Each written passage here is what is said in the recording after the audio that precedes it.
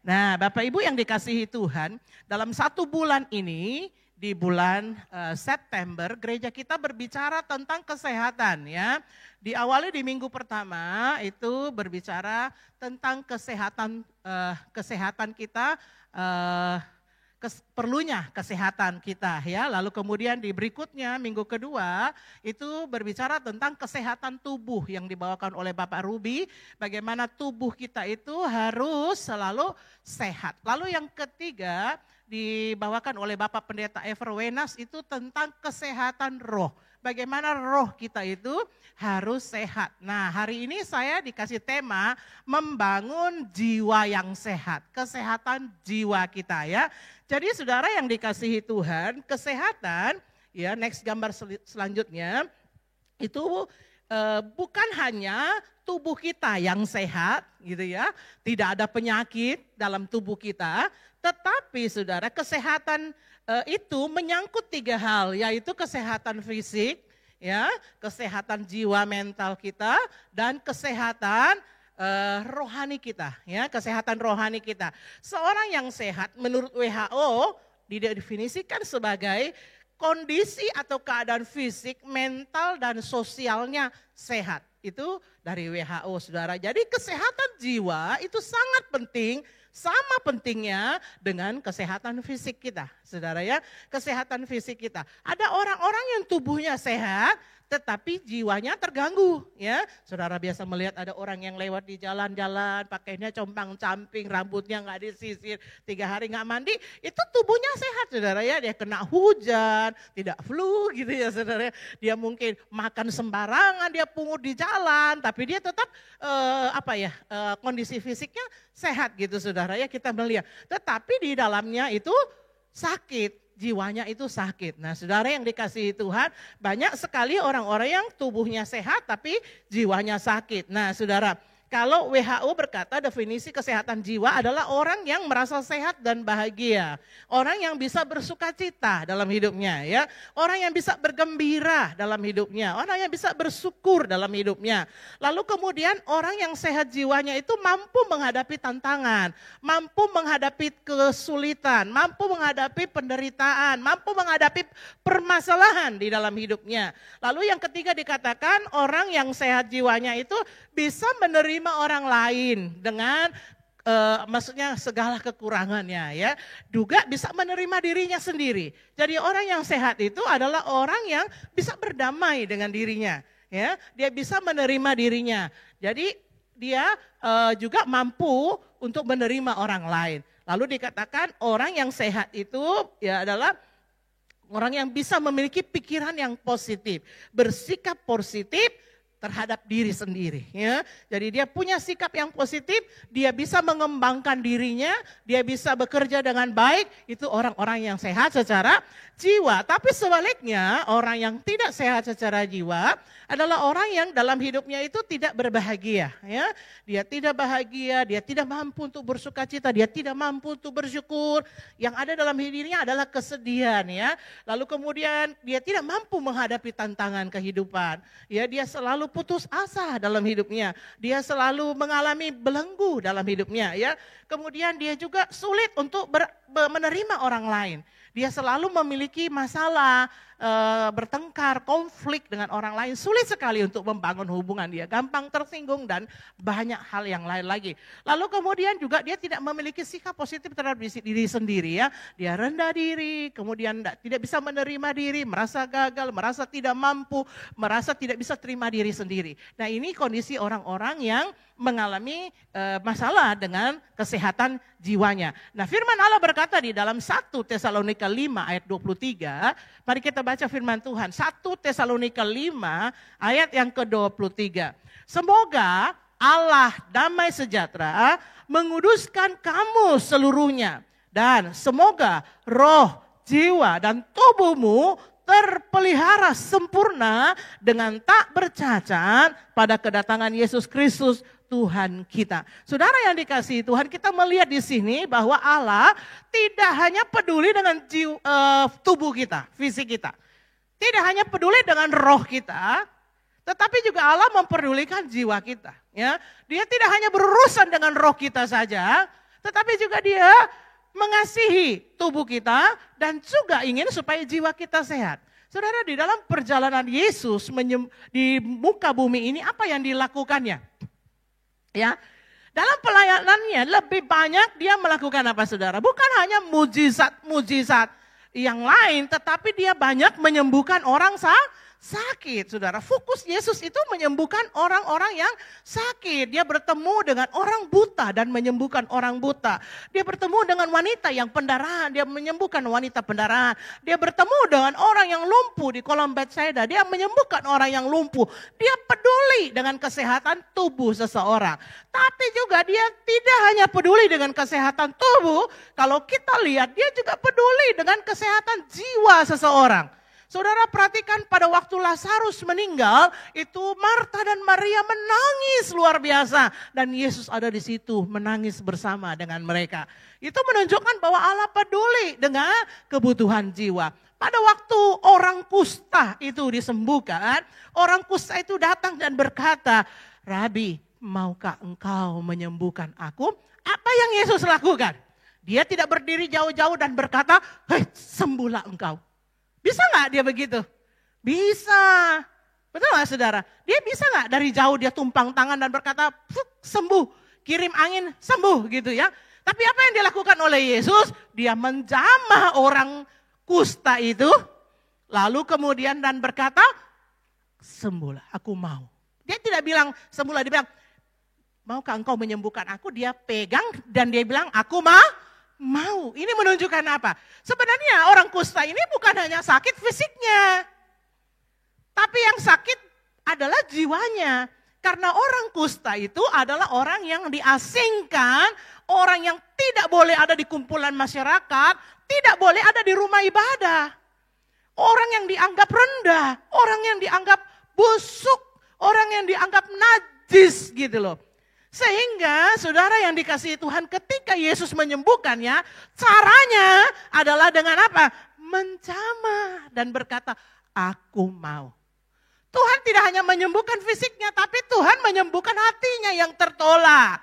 Hatinya ya yang merasa sakit karena perbuatan kita yang menolak orang-orang kusta. Saudara, jangankan dulu, sekarang aja kadang-kadang masih ada yang begitu takut dengan orang kusta, ya, sangat takut dengan orang kusta. Saudara ada di jalanan, lalu saudara ingin memberi, saudara lihat tangannya begini, saudara langsung kaget, gitu, saudara ya, saudara langsung kaget. Ya, saudara begitu takut dengan orang kusta, tapi Yesus dulu itu dianggap kutukan, tapi dipegangnya. Ini menunjukkan apa? Yesus peduli dengan jiwa orang ini, bukan hanya tubuhnya. Tubuhnya sembuh, tapi jiwanya juga sembuh. Saudara, jadi Tuhan ingin kita ini sempurna. Baik roh, jiwa, tubuh, kita ini selalu sehat. Nah, saudara yang dikasihi Tuhan, dalam diri kita ini firman Tuhan, next gambar selanjutnya dikatakan kita punya tubuh, ya, punya roh. Nah, Bapak Gembala di awal sudah menjelaskan dikotomi dan trikotomi, ya. Jadi kita punya, Tuhan menciptakan kita tubuh dulu. Pada waktu Tuhan menciptakan tubuh, dia menghembuskan nafas Tuhan. Nafas kehidupan. Nah, pertemuan antara tubuh dan roh itulah yang menjadi jiwa. Menjadi hidup. Itu yang disebut dengan jiwa. Nah, saudara yang dikasihi Tuhan, di dalam kehidupan kita, Tuhan tidak hanya urusan dengan roh. Kita orang percaya kepada Tuhan, rohnya itu terhubung dengan Tuhan. Dia percaya, dia menangis, dia terima Tuhan. Tetapi saudara, jiwanya nggak langsung pulih. Kenapa? Karena di jiwa itulah tersimpan pikiran, perasaan, kehendak. Saudara, ada orang-orang yang bilang gini, saya ngerti, saya harus mengampuni. Saya tahu firman Tuhan bilang saya harus ampuni. Tapi tidak bisa saya lakukan gitu ya. Pikiran saya berkata tidak bisa. Perasaan saya berkata tidak bisa gitu ya. Dan perilaku saya mau begitu saya ketemu saya langsung buang muka. Kenapa? Karena pikiran perasaan saya menolaknya. Saudara, ketika seorang bertemu Tuhan, dia dilawat Tuhan, diselamatkan oleh Tuhan. Ketika dia percaya, dia diselamatkan. Tetapi dalam kehidupannya, jiwanya perlu berproses untuk menjadi sembuh. Di dalam jiwa itulah semua memori sakit kita tersimpan. Disitulah tempatnya dan Tuhan mau kita sembuh. Amin saudara.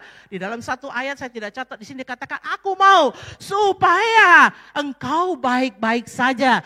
Jiwamu baik-baik saja. Saudara yang dikasihi Tuhan, Tuhan rindu kita mengalami kesembuhan di dalam jiwa kita.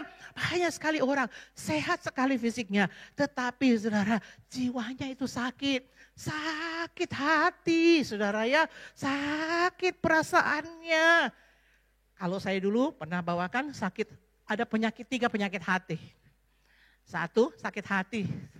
Menyimpan memori-memori sakit terus. Yang kedua, iri hati. Saudara ingat Saul?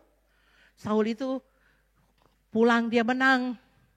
Dia senang. Tapi waktu ibu-ibu provokasi bilang, Saul menang, tapi Daud lebih hebat gitu ya. Wah, dia marah, dia sakit hati, dia iri hati. Habis itu apa saudara? Dia tidak bisa tidur, dia jengkel. Ya kan? Itu penyakit hati, itu iri hati. Lalu berikutnya apa? Tawar hati. Ya, tawar hati, orang yang tawar hati. Banyak penyakit-penyakit hati saudara di dalam tubuh kita. Kelihatan baik-baik saja. Kelihatan sehat-sehat saja. Tetapi saudara di dalam itu orang Makassar bilang marokongki gitu ya. Penuh dengan kemarahan. Ada ibu-ibu yang penuh dengan kemarahan. Ya, saudara dan orang yang penuh dengan kemarahan pertama emosinya gak sehat. Gampang terganggu. Orang ngomong dikit dia tersinggung. Padahal bukan dia yang diomongin. Pasti ngomongin saya. Emangnya kamu siapa di alam semesta? Semua orang mesti ngomongin kamu. Kiri kanan diomongin, di kiri ngomong. Enggak, orang gak ngomongin kamu. Kamu yang merasa diomongin gitu ya. Kamu yang merasa penting. Saudara, kadang-kadang orang seperti ini gampang sekali tersinggung. Orang ketawa sedikit, dia merasa diketawai.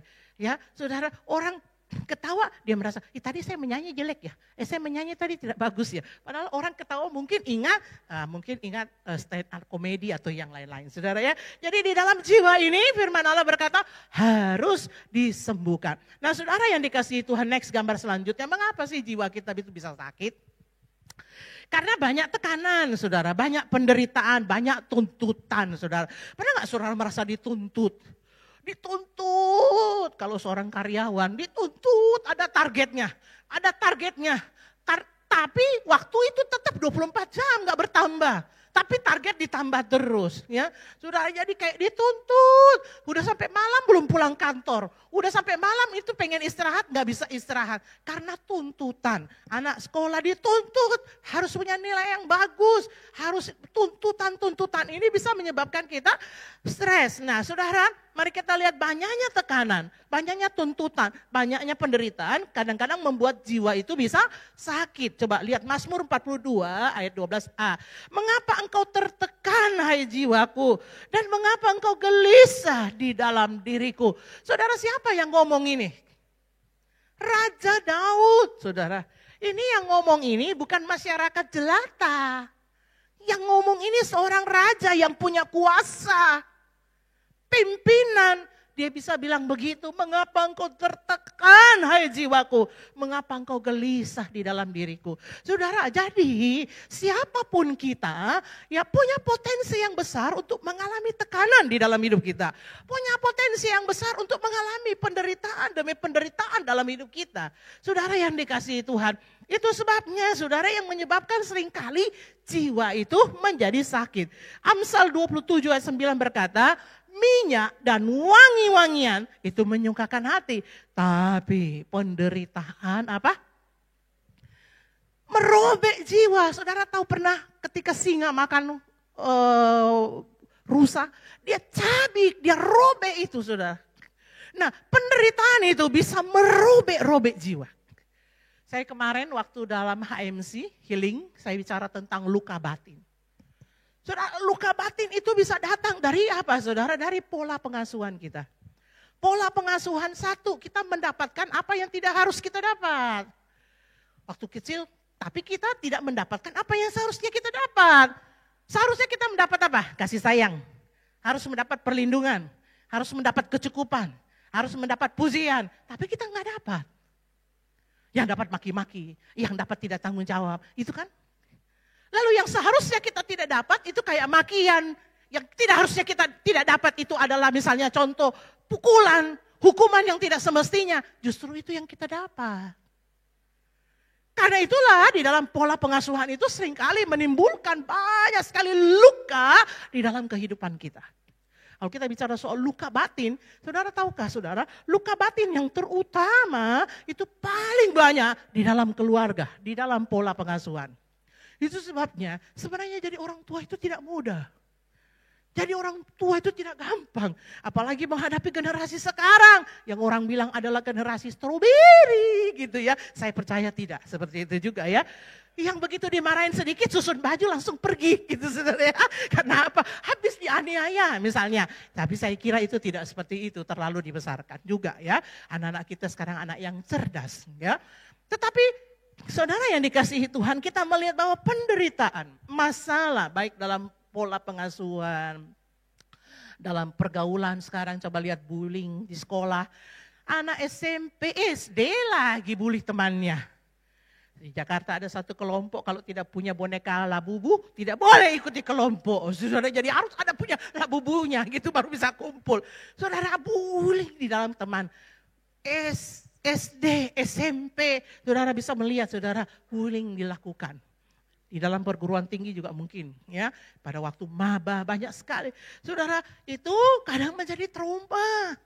Menjadi trauma dalam hidup kita. Belum lagi keadaan-keadaan di masyarakat. Saudara tekanan-tekanan ini seringkali terjadi dalam jiwa seseorang. Yang menyebabkan luka, yang menyebabkan jiwanya sakit. Nah saudara yang dikasihi Tuhan berikutnya, Raja Daud sendiri mengalami. Apa yang dialami Raja Daud? Mari kita lihat next gambar selanjutnya. Saudara kita melihat Raja Daud berkata, lesu aku karena mengeluh setiap malam. Aku menggenangi tempat tidurku dengan air mataku. Aku membanjiri ranjanku. Saudara setiap malam dia bilang saya menangis. Setiap malam rasa sedih. Setiap malam kayaknya putus asa. Setiap malam aku menggenangi. Oh, kalau menggenangi saudara bukan rintik-rintik. Menggenangi itu menangis bombay gitu saudara ya. Di tempat tidurku sampai basah itu bantal-bantalku gitu saudara ya. Mengapa sebenarnya hal seperti ini?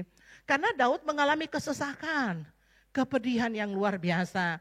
Daud dikejar-kejar ingin dibunuh oleh Saul. Siapa Saul itu? Raja pada waktu itu sekaligus mertuanya. Bayangin dibejek-bejek sama mertuanya. Mau dibunuh sama mertuanya, bukan orang lain loh. Matoangko gitu ya, yang mau bunuh dia, saudara. Lalu anaknya mau kudeta dia. Siapa yang kudeta dia? Bukan Perdana Menteri. Anaknya sendiri. Saudara, tidak ada sakit yang paling sakit. Kalau yang lawan kita punya anak, betul nggak? Kalau yang lawan orang lain, enggak apa-apa. Tapi kalau anak tak yang lawan,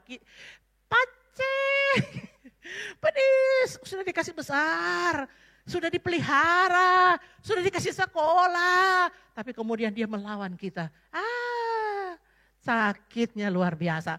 Siapa yang mau kudeta? Anaknya sendiri. Siapa yang menghina Daud? Bukan orang lain, istrinya sendiri yang menghina dia. Istrinya bilang menari-menari kok kayak orang gila. Jangan kok menari-menari begitu. Kayak orang gila kok kuliah. Siapa yang menghina dia? Istrinya yang menghina dia. Ya saudara, keluarga Daud tidak menghargai Daud. Dari sekian banyak anak-anak dia tidak pernah diperhitungkan. Waktu ditanya mana anakmu? Ini semua. Semua nih. Iya ada di satu, tapi itu yang satu tuh masih kecil dia. Dia disuruh jaga kambing dia. Waktu ditanya mana anaknya? Ini anaknya semua dipanggil semua, yang satu lupa ya. Ada di padang, padahal ini kesian anak yang paling rajin mungkin jaga dombanya. Dilupai, disepelekan sama keluarganya dari kecil saudara ya. Daud saya ingin katakan punya posisi yang sangat ideal untuk dia jatuh di dalam yang namanya depresi dan anxiety. Apa itu depresi anxiety? Sangat-sangat ideal untuk jatuh di situ saudara ya. Kalau kita melihat bagaimana dalam kehidupan Daud, dia sangat-sangat punya potensi untuk mengalami yang namanya sakit dalam jiwanya. Lalu kemudian kita melihat yang berikutnya, tokoh berikutnya. Saudara jangan kaget ya. Jangan saudara bilang sekarang itu penyakit di jiwa hanya ada sekarang. Dari dulu. Cuma sekarang orang sudah melek. Orang sudah buka mata. Orang sudah terima yang namanya penyakit di dalam jiwa. Saudara, kalau dulu penyakit jiwa itu dianggap aib, dianggap hina, dianggap tidak rohani, dianggap tidak bersyukur, dianggap memalukan. Sekarang tidak. Ya, kesadaran orang akan penyakit mental itu sangat baik. Karena itu sama. Sama ketika kau sakit kusta, sama ketika kau sakit demam berdarah, sama. Cuma mungkin waktu penyembuhan yang lebih lama. Tapi sama, penyebabnya juga sama. Bukan cuma satu, karena dimarahin orang tua. Kalau cuma dimarahin orang tua, semua juga orang mengalami, dimarahin, betul enggak? Tapi mungkin ada penyebab genetiknya yang lain. Mungkin ada pengalaman traumatiknya yang lain. Jadi saudara yang dikasihi Tuhan, dia sama dengan kena penyakit. Saudara sama dan dia juga bisa sembuh. Saudara ya, jangan bilang dia nggak bisa sembuh. Dia bisa sembuh sama seperti demam berdarah bisa sembuh, dia juga bisa sembuh. Nah saudara, mengapa itu jiwa bisa sakit? Yang kedua kita melihat bahwa tokoh-tokoh di Alkitab pun mengalami juga yang namanya sakit di jiwanya. Saudara, ini tokoh besar, bukan tadi nabi. Ini waduh, tadi raja, sekarang nabi yang luar biasa. Mengalahkan 450 nabi Baal. Dia bisa mengadakan mujizat hujan tidak turun. Luar biasa kehidupannya. Tapi kita melihat 1 Raja 19 ayat 4. Tetapi ia sendiri masuk ke padang gurun sehari perjalanan jauhnya. Lalu duduk di bawah sebuah pohon ara. Kemudian ia ingin mati katanya. Cukuplah itu sekarang ya Tuhan. Ambillah nyawaku sebab aku ini tidak lebih baik daripada nenek moyangku. Sudah ada dalam satu titik. Di mana dia begitu dahsyat luar biasa pelayanannya. Dia hamba Tuhan pastor yang dipakai dengan mujizat dan karunia. Di satu titik dia lari dan berkata, Tuhan menyerah maka. Ambil nyawaku Tuhan. Tuhan tidak tahan. Gitu saudara. Kalau bisa bilang begini, aduh menyerah saya deh, saya tidak sanggup nih. Cukup nih sekarang Tuhan, ambil nyawaku. Ambil nyawaku Tuhan. Ada keinginan untuk membunuh dirinya. Saudara, coba kalau itu terjadi sekarang sama pendeta-pendeta sekarang. Jangan nih orang lain ya kayak Pak Tom. Udah saya mau bunuh diri. Pasti cuma Pak Tom gitu kan. Itu cuma gembala kita yang biasa. Apalagi pendeta yang besar. Saudara tak kaget-kaget. Ini saudara nabi yang luar biasa. Tapi dia pernah mengalami. Dan Alkitab tidak malu menulisnya. Alkitab tidak bilang ini aib, jangan ditulis ya. Ini malu-maluin ya, ini melemahkan ya. Jangan, ini Alkitab tulis kok. Bahkan Yesus pada waktu dia masuk di Taman Getsemani, dia berkata, aduh seperti mau mati jiwaku. Aku ketakutan. Kenapa dicatat? Tuhan itu sendiri mengalami pergumulan. Kenapa? Menunjukkan betapa manusia itu sangat rapuh. Siapapun kita ini rapuh. Nah, ada kita ini yang terlalu hebat, terlalu dahsyat dan luar biasa. Kita ini sama, manusia yang rapuh dalam hidup ini. Dan itu manusiawi untuk kita jatuh di dalam perasaan-perasaan seperti itu. Saudara yang dikasihi Tuhan, Tuhan sendiri mengalami pergumulan di dalam jiwanya ketika dia harus memutuskan apakah dia harus menyerahkan dirinya. Saudara, yang pertama saudara coba lihat mengapa seorang bisa sakit. Yang pertama Elia merasa dirinya sudah berjeri lelah, berjuang, berkorban lagi untuk melayani pekerjaan Tuhan. Tapi semua sia-sia. Kadang-kadang yang membuat kita sakit itu kalau kita merasa apa yang kita kerjakan tidak ada hasilnya. Tidak ada gunanya. Apalagi kalau kita sudah capek nih kerjakan. Sudah kita berkorban nih. Sudah kita berjuang nih, lalu tidak ada hasil. Ada istri-istri yang datang sama saya dan bilang begini, Bu, kita tahu semua yang ku kasih. Tubuh, jiwa dan ragaku sudah ku kasih. Kemarahanku pun sudah ku kasih. Bahkan aku juga sudah membantunya sedemikian rupa. Tapi dia tak berubah. Dia tidak sedikit pun menunjukkan terima kasih atau menghargai apa yang ku buat. Capek nih Bu. Saudara, kadang-kadang yang membuat kita lelah di jiwa kita itu adalah ketika kita merasa tidak dihargai. Apa yang kita sudah buat dengan semaksimal mungkin tidak berhasil. Itu adalah membuat kita lelah dan kemudian menjadi sakit. Yang kedua saudara, merasa sendirian. Aku ditinggal sendirian. Aku udah berjuang cari jiwa tapi tidak ada yang mau. tinggal aku sendiri, yang lain pun melarikan diri. Hamba-hamba Tuhan yang lain melarikan diri, perasaan sendiri. Saudara, kalau kita ada masalah, tapi ada suami yang menemani, bisa diajak ngobrol, rasanya lebih kuat. Tapi kalau ada masalah, baru suami juga tidak mendukung, malah nyalain kita, bukan main gitu kan. Kita baru cerita sedikit, dia bukan terima, dia marahi kita balik lagi. Sakit ya minta ampun, sakitnya tuh di sini, tembus sampai belakang gitu saudara ya. Tembusnya sampai belakang gitu saudara, saking sakitnya. Oh kita punya perasaan, tapi kalau kita berdua, ada teman yang kita bisa ajak ngomong, rasanya lebih enak ya, lebih lega. Kalau ada teman itu, kadang-kadang saudara, orang mengalami hal-hal demikian, karena tidak punya teman untuk cerita. Tidak punya teman untuk ngobrol. Karena dia pendam sendiri sehingga kemudian tubuhnya atau jiwanya menjadi sakit. Yang berikutnya saudara, Elia mengalami ketakutan. Ya, kecemasan yang tinggi karena banyak nabi-nabi yang sudah dibunuh dan dia yakin dia berikutnya. Ceritanya dia habis mengalahkan Nabi Baal, terus Isabel bilang, kalau besok jam 12 dia tidak sama dengan nabi-nabi Baal itu, jangan panggil namaku. Jadi ini Isabel sudah membuat satu pengakuan bahwa besok pasti dia mati. Itulah yang menggentarkan dia. Saudara, itu yang selalu saya katakan, iman hari ini bukan iman besok. Kita tidak bisa berdiri dan berkata hari ini aku kuat. Firman Tuhan bilang, berdiri hati-hati, jaga diri karena kita tidak selamanya kuat. Saudara yang dikasihi Tuhan, dia tadinya kuat luar biasa. Tapi begitu dia dengar itu ancaman, dia takut, dia melarikan diri ke padang gurun. Saudara, ketika kita merasa sendiri, tidak ada orang yang kita bisa temani. Lalu kemudian kita mengalami yang namanya keputusasaan. Lalu kita merasa bahwa kita ketakutan, kecemasan saudara dalam diri kita. Ada rasa takut, itu yang menyebabkan jiwa kita sakit. Tapi satu hal yang luar biasa yang ingin saya katakan kepada saudara. Saudara mari lihat bahwa saudara ini yang disebut ini. Kalau sama sekarang ini, next gambar selanjutnya saudara. Ya, ini yang disebut dengan anxiety, ya adalah satu gangguan. Jadi ada beberapa penyakit ya, stres juga termasuk, tetapi stres itu masih di tingkat yang atas. Nah, stres yang tidak ditangani itulah yang menjadi depresi, saudara ya.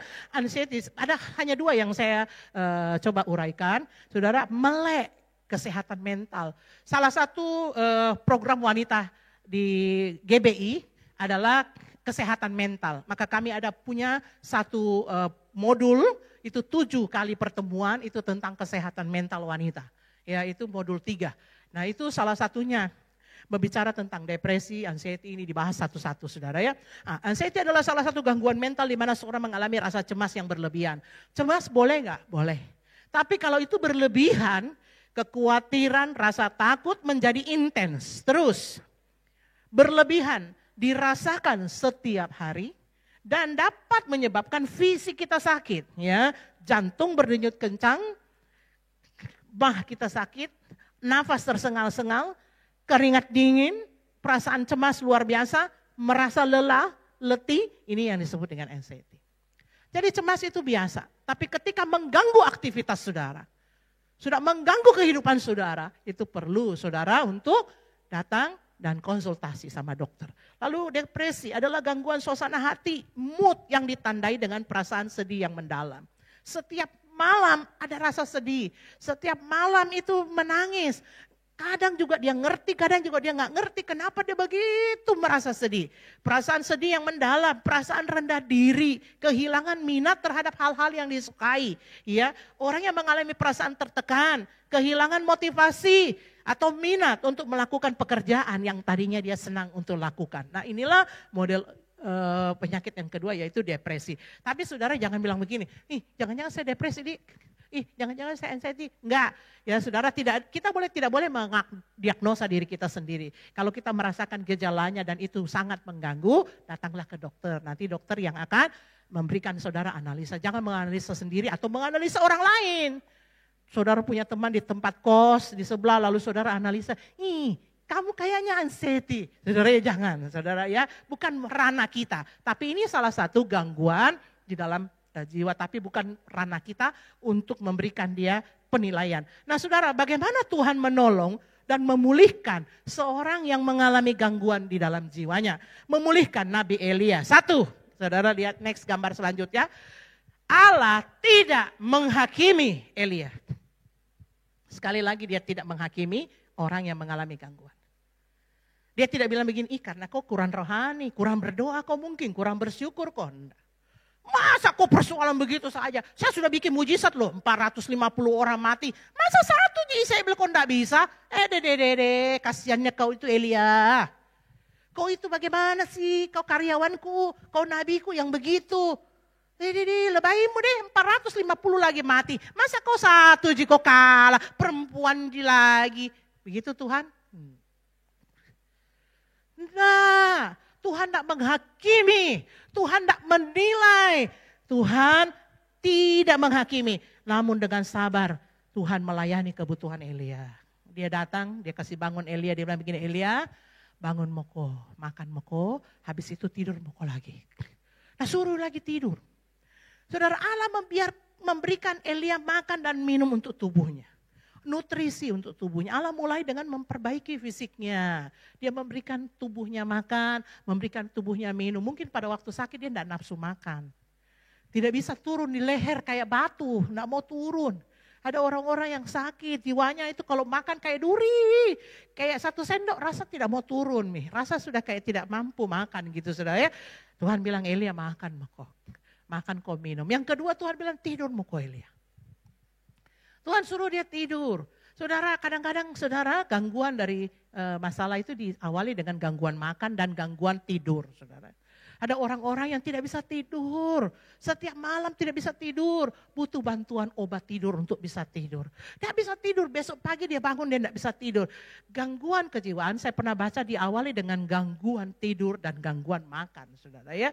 Ketika seorang tidak bisa tidur, pikirannya kesana kemari, pikirannya jalan terus. Tubuhnya di tempat tidur, matanya tertutup tapi pikirannya kerja terus. Sehingga dia bangun pagi dia rasa capek sekali. Capek bukan dia bekerja, tapi capek karena pikirannya terus bekerja dan tidak bisa diam. Saudara ya, nah kita melihat Allah peduli. Dia mengobati dulu fisiknya. Dia memberikan kebutuhan fisiknya. Makanan, minuman, istirahat. Saudara jangan-jangan saudara kadang mengalami masalah, tekanan karena saudara kurang istirahat. Karena saudara terlalu banyak tuntutan. Saudara ya, berikutnya 2. Allah membawa Elia melakukan perjalanan untuk bertemu di Gunung Horeb. Jadi Tuhan bilang begini, tidur mau kau Elia karena sebentar kita mau jalan 40 hari untuk ketemu di Gunung Horeb. Jadi tidur mau kau sekarang, makan mau kau sekarang. Berapa kali dia ulang, dia kasih makan, dia kasih tidur, bukan 1 hari.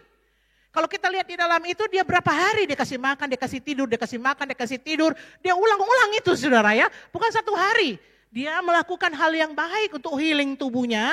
Setelah itu dia bilang mari kita pergi ke Gunung Horeb. Di Gunung Horeb baru Tuhan tanya, apa kerjamu di sini Elia? Elia bilang, kau tidak tahu Tuhan capekku, saya bekerja segiat-giatnya buat engkau. Tapi Tuhan tidak ada satupun orang yang percaya kepadamu. Saudara, ketika tubuhnya sudah mulai sehat, lalu ditanya, bagaimana dengan keadaanmu, apa masalahmu? Elia curhat, begini Tuhan, begini. Saudara, Tuhan dengan sabar dengar curhatnya Elia. Tuhan sabar mendengar curhat Elia. Saudara, Elia mencurahkan semua isi hatinya. Saudara, ketika kita menghadapi hal-hal demikian, kita butuh teman kadang-kadang untuk kita bercerita ya. Perlu komunitas untuk mendengarkan kita. Kadang-kadang kita tidak punya teman, tidak punya orang, sehingga kita kadang-kadang tidak bisa mengeluarkan apa yang kita rasa. Tapi Tuhan mengizinkan Elia untuk mengeluarkan beban yang sedang ia alami. Tuhan kita luar biasa. Wah, luar biasa pinternya Tuhan kita. Itu sebabnya kalau ada temanmu yang punya masalah seperti itu, bersyukur engkau yang tidak. Tapi kalau ada temanmu, jadilah pendengar yang baik. Dengarkan dia, curhatnya dia ya. Dengarkan, Allah memperbaiki pola pikir yang negatif. Yang berkata bahwa aku tunggal sendiri, Tuhan bilang tidak. Masih banyak yang tersisa, cuman kamu enggak lihat. Ya, masih disisakan yang banyak. Ya, jadi bukan berarti tidak ada yang percaya, cuma mereka dilapis bawah. Jadi pelayananmu tidak gagal, pelayananmu itu berhasil, tapi mereka tidak berani mengaku. Dia ada di lapis bawah. Tuhan memperbaiki pola pikirnya yang negatif ya. Saya terus, karena waktu saya sangat singkat, sisa waktu cuma 4 menit. 3, Allah kembali menyatakan dirinya kepada Elia. Allah mengunjungi Elia dengan pernyataan di angin, di awan, di udara. Dia lakukan itu untuk memperkuat kembali iman dan percayanya Elia. Saudara, Allah tidak, maksudnya dia begitu sabar, dia mengulangi kembali demonstrasinya. Dia tidak bilang begini, dong ini nih, patetan mau ajar kok, tapi capek tamu ini diulang. Ini betul-betul ini yang dibilang Pak Peter bilang bodok. Bukan bodoh lagi, bodok gitu ya. Karena saking susahnya dia ajar, diulang. Tapi Tuhan enggak begitu. Sabar. Dia menghadapi kita seperti anak. Sekalipun kita ini kadang-kadang bebal luar biasa, tapi dia sabar ajar kita. Kita saja ibu-ibu kadang enggak sabar ya. Satu kali lagi penggaris melayan. Gitu ya, kita nggak sabar sama anak kita, tapi Tuhan sabar. Dia tidak bilang begini, Elia satu kali lagi saya kasih dia kok, kalau kau tidak tuh bukan lagi penggaris melayang, itu batu-batu dari gunung melayang. Dia tidak bilang mati lalu kok Elia. Gitu ya. Tuhan tidak begitu. Berikutnya Allah menyediakan Elisa untuk menjadi teman bagi Elia. Setelah kejadian itu, lalu Allah mengirimkan Elisa untuk menjadi ajudan, menjadi wakilnya, menjadi teman dalam pelayanannya Elia. Saudara, Allah itu luar biasa. Ketika jiwamu lelah, jiwamu sakit, Tuhan tahu. Itu sebabnya saudara tidak ada pertolongan yang lain. Yang paling utama adalah Tuhan. Tentu kita butuh dokter untuk menolong kita. Menstabilkan emosi kita, menstabilkan kita punya hormon. Tapi saudara, pertolongan Tuhan yang dapat membuat kita hidup. Matius 11 ayat 28 dikatakan, marilah kepadaku semua yang letih lesu dan berbeban berat. Aku akan memberikan kelegaan kepadamu. Saudara, pikulah kuk yang kupasang kepadamu. Karena aku lemah lembut dan rendah hati dan jiwamu akan mendapatkan ketenangan. Tuhan berkata, mari kepadaku. Kenapa dia tahu kita ini lelah? Jiwa kita ini dalam kehidupan, menghadapi kehidupan itu lelah. Saudara rasanya capek, begitu saudara.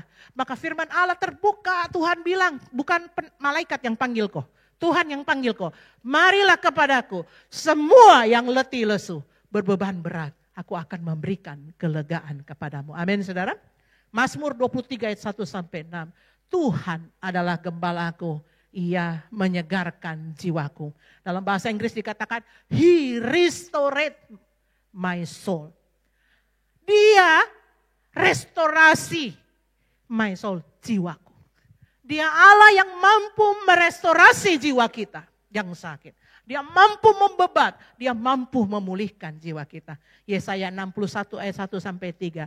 Ia telah mengutus aku untuk menyampaikan kabar baik kepada orang-orang sengsara dan merawat orang-orang yang remuk hatinya.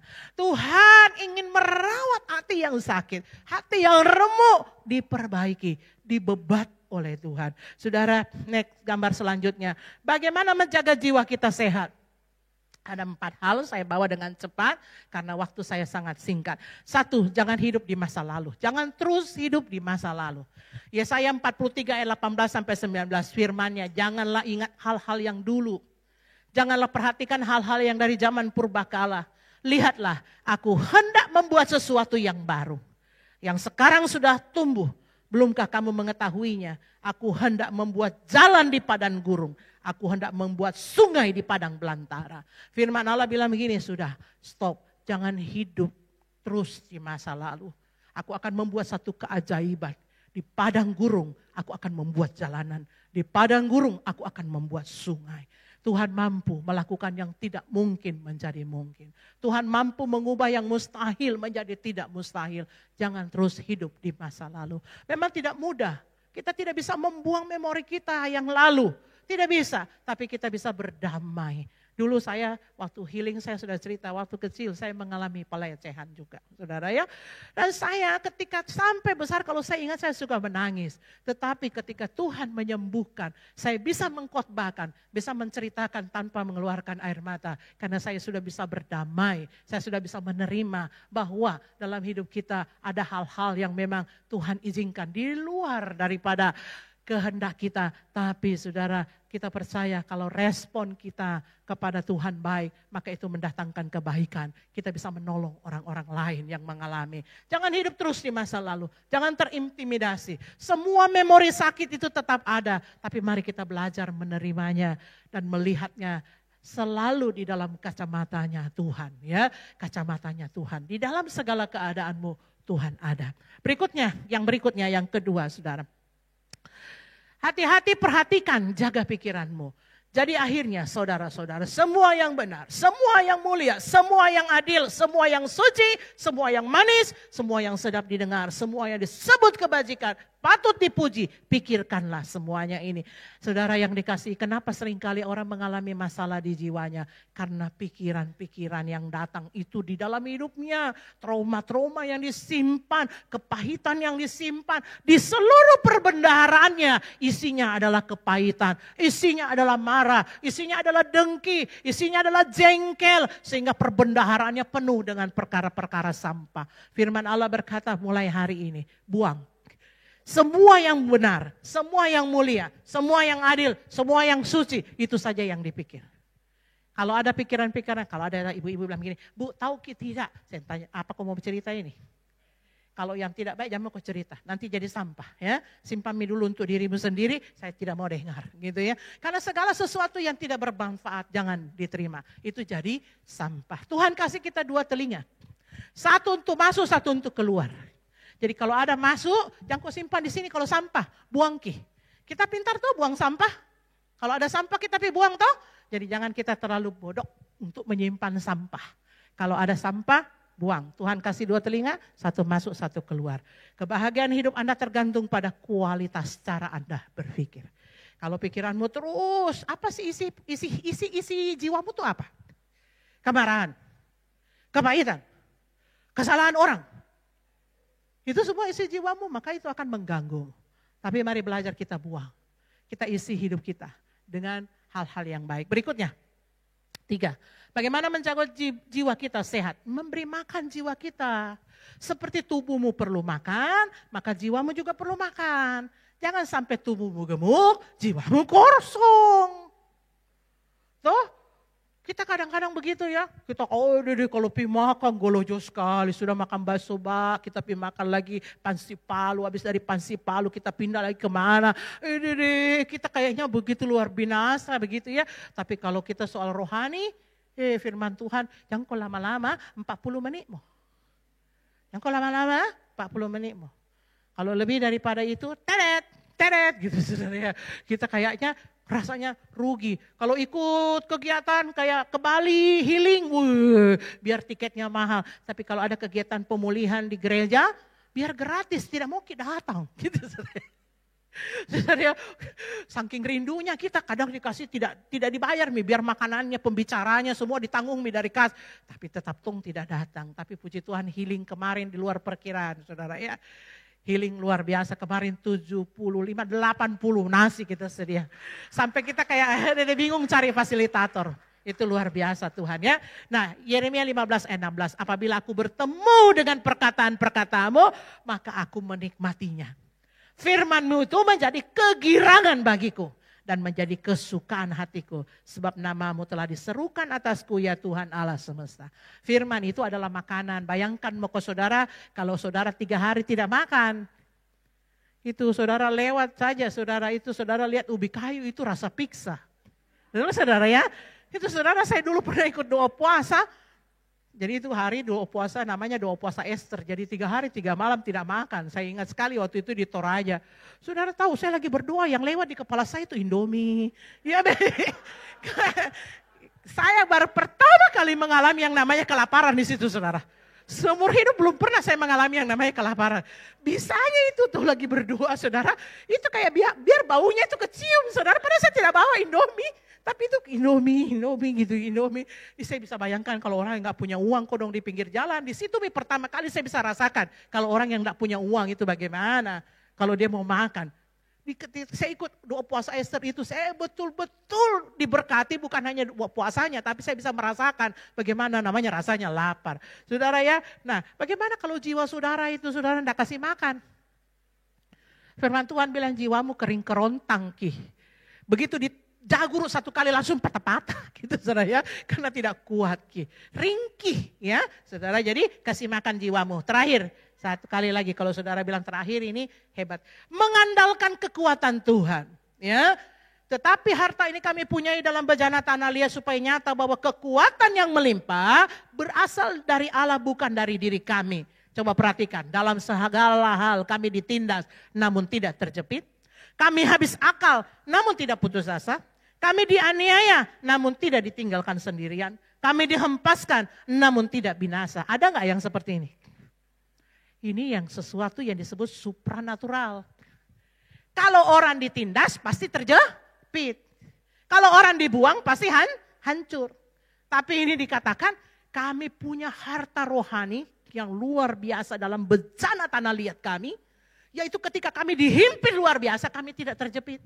Kami dibuang kami tidak hancur. Kami diperlakukan bagaimanapun kami tidak menjadi hancur. Kenapa? Karena di ayat 10 kami senantiasa membawa kematian Yesus di dalam tubuh kami. Supaya kehidupan Yesus menjadi nyata di dalam tubuh kami. Saudara, dia selalu bergantung kepada anugerah Allah. Membawa kematian Kristus itu berbicara, melibatkan pengorbanan Kristus dalam hidup kita. Saudara, secara manusia kita pasti tidak kuat menghadapi pergumulan. Siapa kita ini? Pasti kita hancur kalau kita dibuang. Pasti kita retak. Tapi firman Allah berkata, di dalam kekuatan Allah kamu mampu menanggungnya. Segala perkara dapat kutanggung di dalam Dia yang memberi kekuatan kepadaku. Kalau engkau menghadapi pergumulan jiwamu dengan kekuatanmu, saya ingin katakan kepadamu tidak akan mampu. Tapi ketika engkau melibatkan Tuhan, bejana tanah liat itu saudara, gampang retak, gampang pecah. Tapi harta di dalam itu Tuhan yang tidak gampang pecah, tidak gampang retak. Dan kekuatan Tuhanlah yang supranatural yang membuat kamu mampu ketika tidak menjadi pecah. Amin saudara. Ketika tidak menjadi hancur. Karena apa? Bukan karena kamu cuma tanah liat. Tapi kekuatan dari Allah yang membuat kamu kuat. Amin saudara. Sampai ada orang bilang begini, saya kalau ada di posisi kamu hancur-hancur maka.